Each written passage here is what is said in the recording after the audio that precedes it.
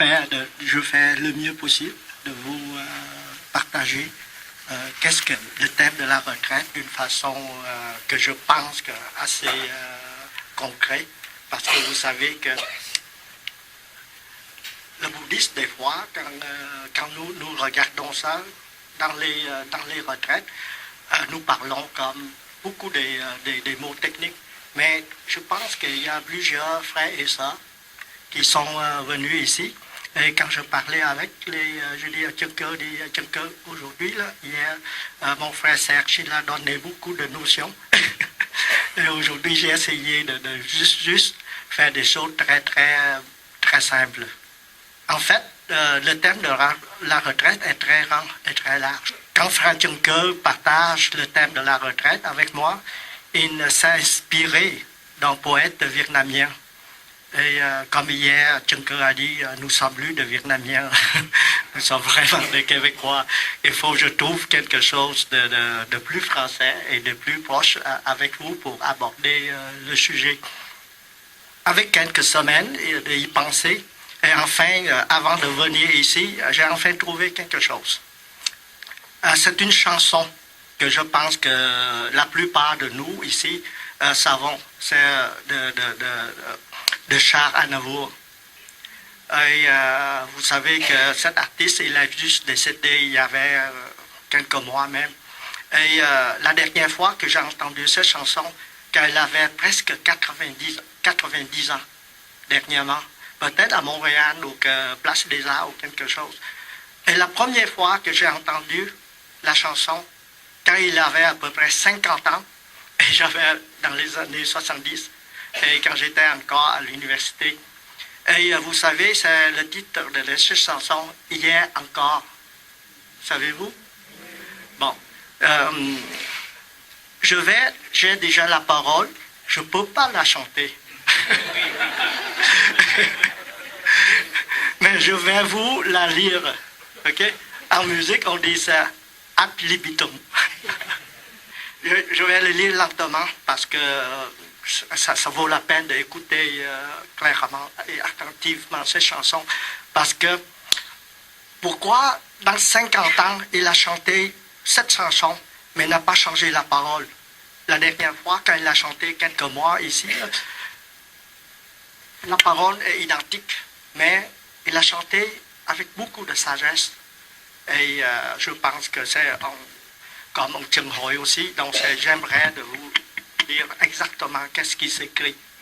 Hier encore, j'avais 20 ans, je caressais le temps, je jouais de la vie, comme on joue de l'amour, et je vivais la nuit, sans compter sur mes jours, qui fuyaient dans le temps.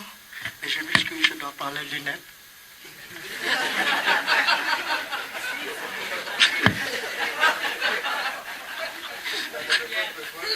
Bon, on va recommencer, sinon on perd le temps.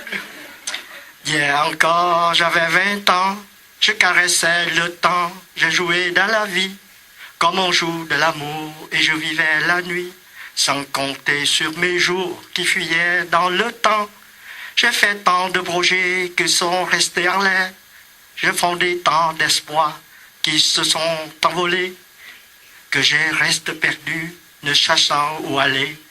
Les yeux cherchant le ciel, mais le cœur mis en terre. C'est le premier strophe. Deuxième strophe. Hier encore, j'avais 20 ans, je gaspillais le temps en croyant l'arrêter.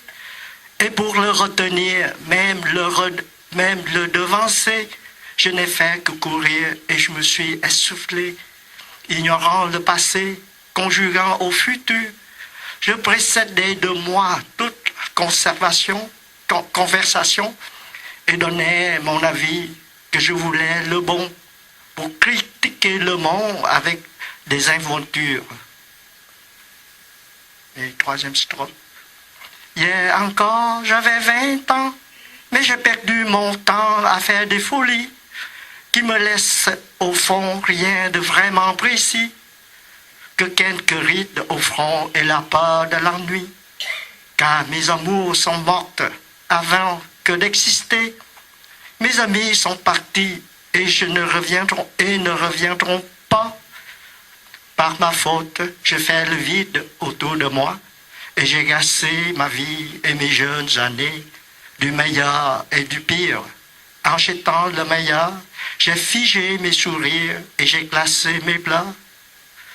Où sont-ils à présent mes 20 ans?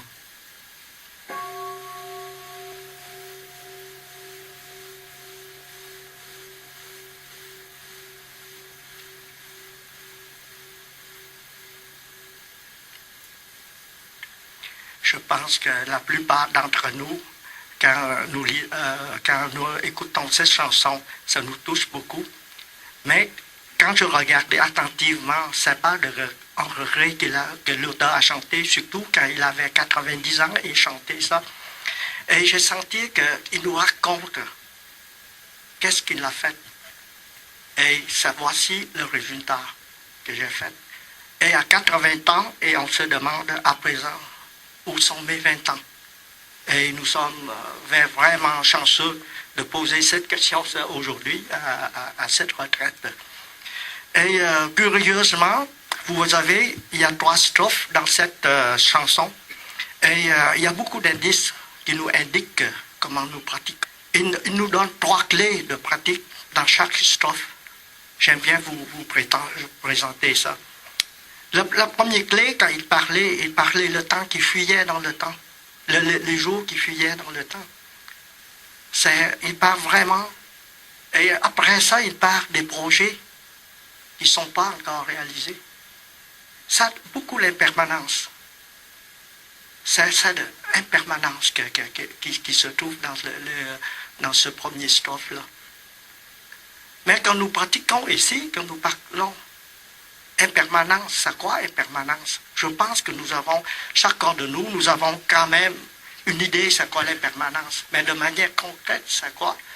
Quand vous allez au marché de travail, vous dites à votre patron et aux collègues, vous dites ce projet est impermanence. Pensez-vous que c'est acceptable? Je pense que ça vous rend très difficile de travailler comme ça, puis vous surtout apporter la pratique dans notre travail.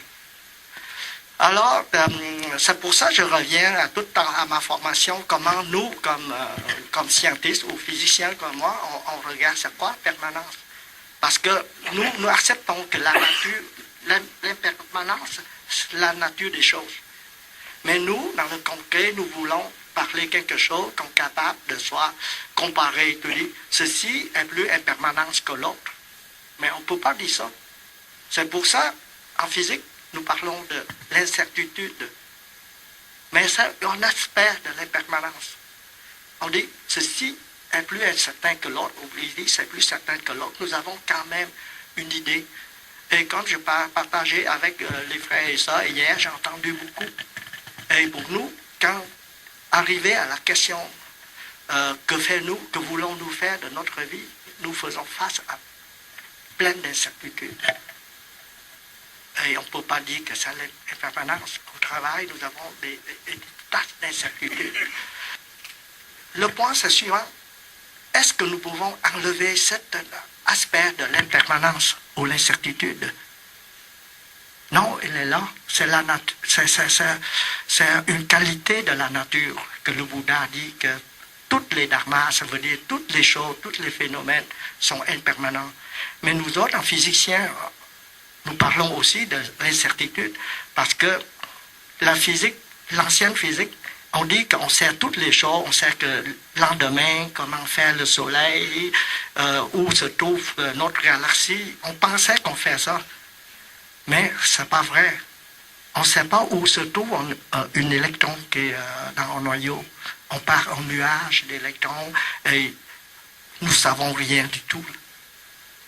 Et même Einstein, quand à un moment donné, il pensait qu'il est capable de prédire l'univers, il dit c'est ma plus grande faute de ma vie. Mais si vous lisez ça, un jour je vais vous raconter ces histoires. Mais c'est cette nature de l'incertitude que nous ne pouvons pas enlever et nous devrons faire face, peu importe, de cette vie. Des fois, nous avons une très, très décision difficile devant cette incertitude. Est-ce que nous courtoyons, nous faisons en court-circuit, aller ailleurs? On ne peut pas. Okay? Et je pense que Juncker a déjà donné un indice lors d'une journée de pleine conscience à Chapeau. Il a parlé de l'arrêt. Hein? Il a parlé de l'arrêt. Il a parlé de l'arrêt. Et il a parlé aussi de discernement aussi. Mais il parlait ici comme samadhi et vipassana. Je ne veux pas rentrer dans ces mots-là parce que nous essayons de rester dans le quotidien. C'est vraiment, le Bouddha nous enseigne et le maître nous a aussi enseigné comment faire ça. Il nous donnait, face à l'impermanence, nous avons le premier pratique, c'est essayer d'arrêter. Mais arrêter, qu'est-ce que signifie arrêter? Mais ici, pour ce thème de retraite, je vous suggère de penser, nous devrons arrêter de toutes nos activités intellectuelles qui viennent de nos intellects, qui nous influencent beaucoup notre discernement ici. C'est l'arrêt ici nous permet de revenir à nous-mêmes, de faire sortir nos intuitions de tout ce qui est au fond de nous. Je ne peux pas dire que les pensées, tous les raisonnements intellectuels sont inutiles. Il est utile là, mais s'il domine votre intuition, ça c'est en danger. C'est pour ça que le pratique de l'arrêt ici est très important. On arrête, on essaie. Amen. Et après ça, on essaie de discerner. Mais c'est quoi discernement? C'est quoi? Qu'est-ce que ça veut dire? Dans le concret, c'est quoi? Dans plusieurs retraites que nous étions plus chanceux quand Thầy était là. Chaque fois que nous faisons quelque chose, il nous demande, es-tu sûr? Bon, qu'est-ce qu'il dit? Es-tu sûr? Là, ça veut dire, est-ce que j'arrête de faire mes choses? Ça là, c'est une question difficile. Il faut qu'on continue à faire notre chose dans cette incertitude, mais il faut regarder de manière autrement. On arrête, on essaye de regarder à plusieurs endroits. Comme Juncker, quand il fait la photographie, là, nous devrons l'attendre très longtemps. L'autre et moi, on est déjà fini. Mais lui, il reste là. Des fois, on l'attendait. C'est ça. Il fait beaucoup de discernement pour des choses, rien. Il est en arrière de moi, là, je ne sais pas combien de pas. Et voilà, c'est grosso modo, c'est l'arrêt et le discernement. Mais vous pouvez pas dire, oh, j'arrête, après ça, je vais faire le discernement. Ça ne marche pas comme ça. Et dans la journée de pleine conscience, on fait l'image, 2 ailes d'un oiseau. Comment on dessine un oiseau? Vous voyez? Ça permet de voler. Mais l'oiseau, il ne peut pas voler avec en sonnelle. Il faut avoir les deux. Il faut s'ajuster pour garder l'équilibre. Dans nos pratiques, nos pratiques pour faire face à l'incertitude, c'est à peu près comme ça. Et chacun de nous avons des situations différentes. On ne peut pas prendre un exemple d'une personne et extrapoler à une autre personne, mais à nous de bien travailler ici. Et je pense que la méditation nous aide beaucoup. Et mettons des situations simples, arrêt, ça veut dire essayer de laisser notre intuition, notre cœur monter. Il ne faut pas l'écraser par les raisonnements intellectuels qui nous souvent faire porter à, exemple, raisonner, ceci est plus avantageux que l'autre. Mais on n'a jamais posé la question, est-ce que ceci est plus heureux pour moi que l'autre? C'est très rare qu'on pose cette question-là. Tout le temps dans le travail que moi j'ai travaillé, et quand j'étais jeune, c'est toujours, quand vous travaillez, tout le temps le monde dit, est-ce que c'est plus profitable, plus avantageux, ça coûte moins cher? Mais on ne demande jamais, est-ce que c'est plus heureux? C'est jamais ça. Donc, mais à nous de bien travailler. Mais je ne pas dire que ne pas poser cette question, mais laisser l'équilibre entre intellect et notre intuition travaille. Et la plupart du temps, dans notre vie économique, dans notre vie quotidienne, et surtout si nous sommes sous la pression, sous le stress, comme d'une décision importante, la plupart du temps, notre intellect emporte. Mais c'est le temps que nous avons besoin d'arrêt. Et c'est comme ça. Je reviendrai tout à l'heure quand je développe un petit peu le thème.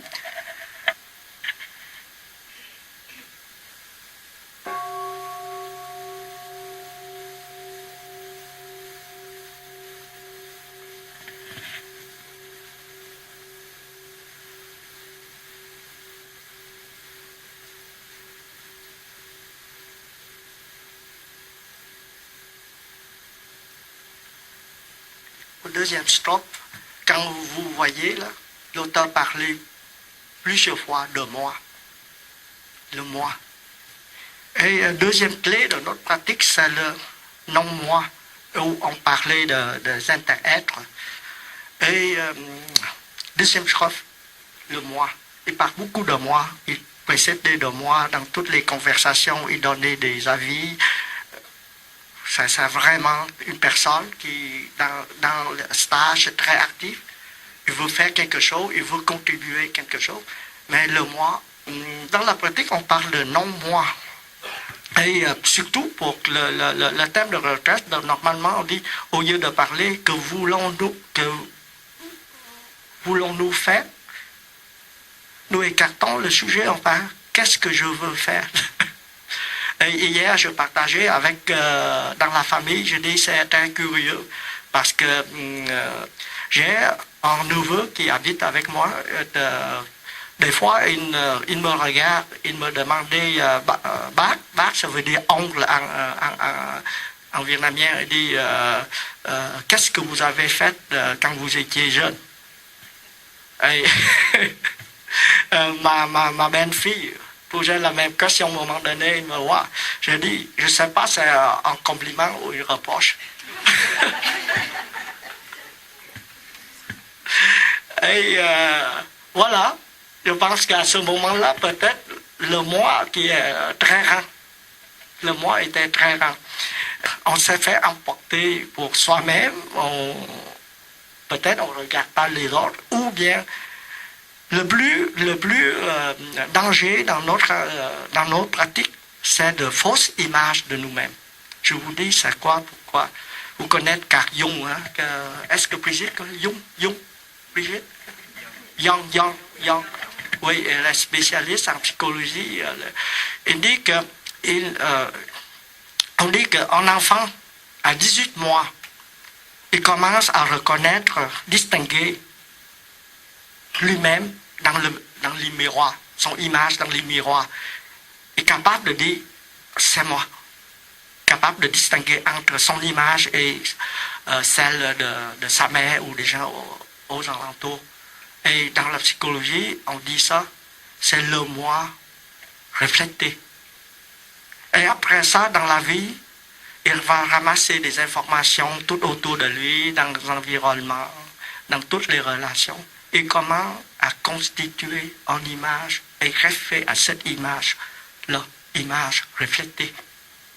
Et c'est pour ça, le moi que nous devient adulte, ça constitue plein de choses qu'on ramasse, des fois on rejette, des fois on met dedans, et on part encore image reflétée. C'est pas, est-ce que c'est sûr que c'est nous-mêmes? C'est pour ça, c'est une bonne question. Okay. Et quand la dernière retraite, ici, journée de plein conscience, ici, nous parlons, notre corps physique, vraiment, ce n'est pas nous-mêmes déjà, mais notre corps psychologique n'est pas nous-mêmes non plus, c'est des choses que nous ramassons. Alors, c'est une fausse image. Quand nous pratiquons le non-soi, c'est plus facile de dire, oh, j'ai ramassé ça, d'où que j'ai ramassé là, d'où j'ai appris ça. Et je me souviens quand il y a des années, quand nous pratiquons au village des Érables, il y a nous avons un frère pratiquant, il est graphiste, il pratiquait longtemps avec nous. À un moment donné, dans ce temps-là, notre grand frère Chung Hoi est encore comme notre enseignant. Et à un moment donné, on travaille ensemble. Et il dit à Chung Hoi, c'est drôle, hein? Quand je prends le métro, que je regarde le monde, des fois je dis, hey, c'est moi, hey, c'est moi. Mais c'est vrai, c'est nos images. Si nous ne pratiquons pas bien, on prend une fausse image de soi-même et nous agissons en ce sens-là. C'est ça le danger de nous. Donc, vous voyez, ça revient ici. Et ça revient ici. Ça va être de beaucoup. Quand nous parlons, qu'est-ce que je veux faire de ma vie? Ou qu'est-ce que les autres disent, est-ce que je veux faire?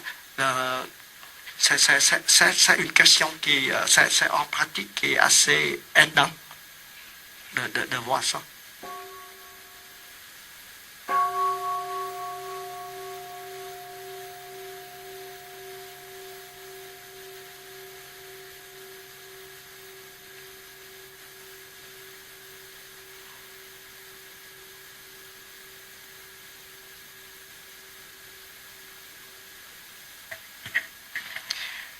Et nous avons pratiqué le non-moi ici d'une manière assez intéressante. Normalement, quand on vieillit, on commence ou bien quand on est quand on a comme une période, on n'a pas de tracas, on est tout joyeux, tout heureux, on se dit, ah, je suis content, c'est voilà, je suis. Et j'ai accompli jusqu'à date, j'ai rien à penser, c'est moi, je deviens très stable et je suis bien content. Et notre frère Chung Hoi, il dit, prends 10 choses comme ça que tu es content de toi et jette-le et pratique. Ça, là, c'est vraiment, des fois, là, si on s'est content, on pensait que, ah, moi, je suis aimable, moi, je suis gentil. Par rapport à notre frère, on nous fait ça, enlève ça. Tu n'es pas gentil, regardez ta famille, ma femme me chicane tout le temps. Est-ce que je suis gentil? Je suis gentil avec vous, mais quand je rentrais à la maison, je ne suis pas gentil. Et sur la route qui venant ici, quelqu'un me dit, ah, c'est comme ça, je vous parle, comme je suis grand, mais à la maison, j'écoute. C'est juste. Ça, c'est vrai.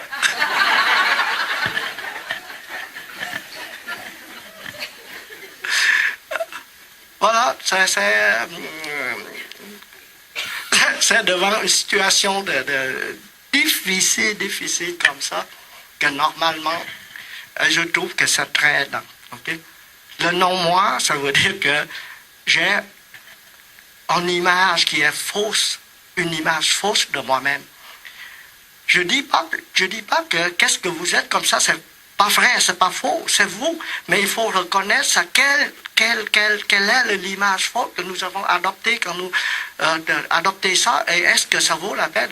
Je pense que quand j'étais à l'école d'administration, dans ce temps-là, nous devrons passer des cours nous devons apprendre des cours de comportement humain. Dans ce temps-là, il y a un psychologue qui s'appelle de Boineau ou quelque chose peut-être, quelqu'un qui est plus dans la matière me dit ça. Il dit que 7 chapeaux pour les dirigeants. Là, il dit que pour être dirigeant, tu dois porter 7 chapeaux comme tu es un homme qui est grand, quelque chose. Mais présentement, on dit que c'est faux. Il ne faut pas faire ça. On n'est pas soi-même.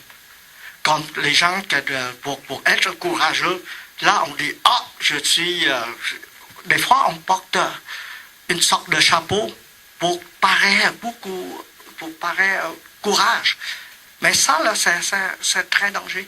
Et dans nos pratiques, c'est pas ça que nous devons faire. Nous devons regarder quel est le mauvais, c'est pas l'image que nous adoptons pour nous-mêmes. Est-ce que c'est bon ou pas bon? Et je trouve que c'est intéressant. Des fois, nous développons la compassion pour voir que l'autre est nous-mêmes. Supposons, quand j'enseigne des gens, des fois, là, c'est difficile de faire comprendre. Et on est porté à leur chicaner ou à leur dire hey, je ne comprends pas. Mais comment développer la compassion? On met dans leur situation, on dit oh, il n'a pas la même formation que nous, mon neveu. Quand il est né, il est déjà riche, ses parents, il n'est jamais avoir faim du journée, il a tout le temps des choses pour manger. Tandis que nous autres, dans notre temps, des fois, on n'a rien à manger. Donc, notre psychologie est différente. Des fois, on comprend, on peut vite, mais peut-être. Donc, c'est dans la pratique de non-moi, on développe aussi, il y a le composant de compassion qui est intéressant.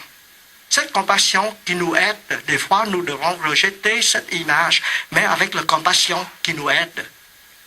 Nous aimons nous-mêmes, comme hier on a parlé, nous aimons nous-mêmes.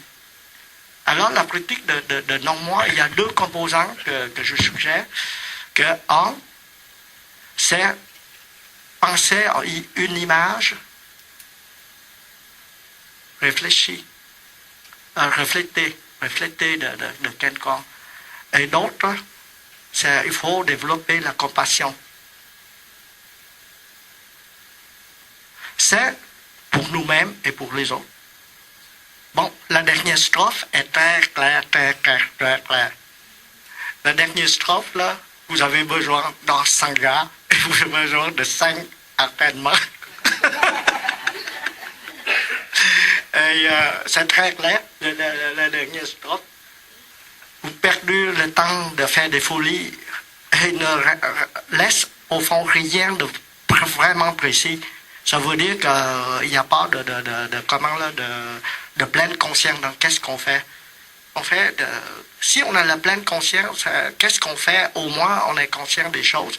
Et après ça, on perd tous les amis et on fait le vide autour de nous. Donc, ici, la dernière strophe. Et après ça, j'ai figé mes sourires et j'ai classé mes plats. Et on n'a pas d'ennuis. C'est vraiment... quand vous lisez les 5 contemplations, je pense que nos sœurs et nos frères ont partagé hier. Quand vous voyez ici, c'est une conséquence néfaste. Quand on perd notre pleine conscience, on ne sait pas où nous sommes. Mais quand je parle ici, être plein de conscience, j'aimerais vous faire une attention sur une chose. Des fois, on pense qu'on est au moment présent. Mais on n'est pas installé dans le moment présent. C'est ça la différence. On sait que, aujourd'hui, je suis avec vous.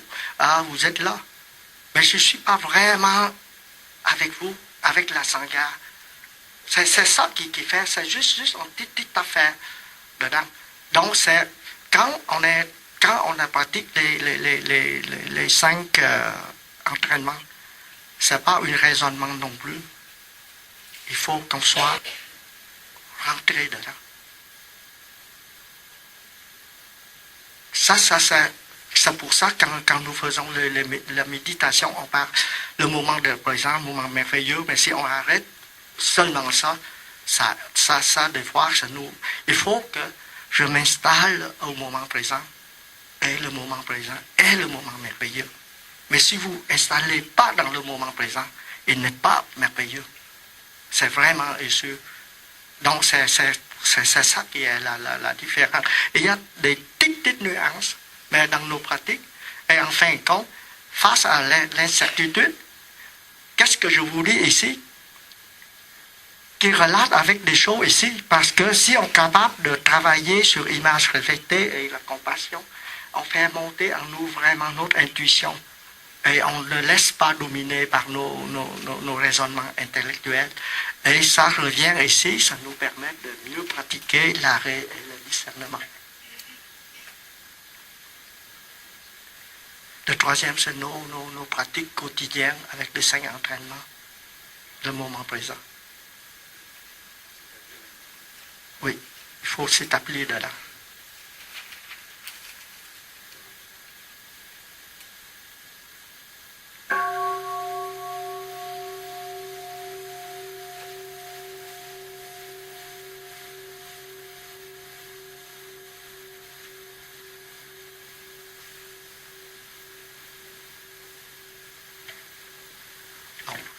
Peut-être, là, j'ai... oui. Bon, je vous remercie beaucoup. J'espère que capable de vous donner quelque chose de concret, de simple. Et je vais laisser la parole à mon frère Tchunke.